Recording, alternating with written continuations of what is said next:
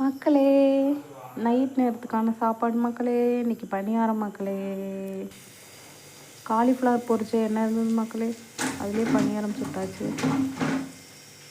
ஒரு டைமுக்கு மேலே திரும்ப அதில் பொரிக்கக்கூடாதுன்னு பணியாரம் சுட்டுறது மக்களே. ஏதாவது பொரிச்சதில் அப்படி இல்லைன்னா தாளிப்புக்கு யூஸ் பண்ணிக்கிறது மக்களே. தோசை இது மாதிரி யூஸ் பண்ணிக்கிறது.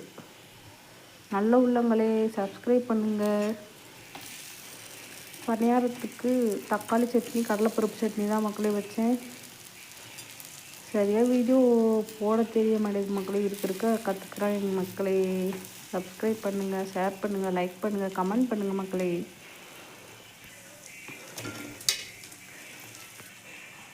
தக்காளி சட்னி தக்காளி, மிளகாய் வத்தல், உப்பு அதை மட்டும்தான் மக்களே அரைச்சி நல்லா எண்ணெயில் தாளிச்சுட்டு சிம்மில் வச்சு விட்டோம்னா எண்ணெய் பிரிஞ்சு வந்துடும். தக்காளி சட்னி ரெடி மக்களே. கடலைப்பருப்பு சட்னி மக்களே.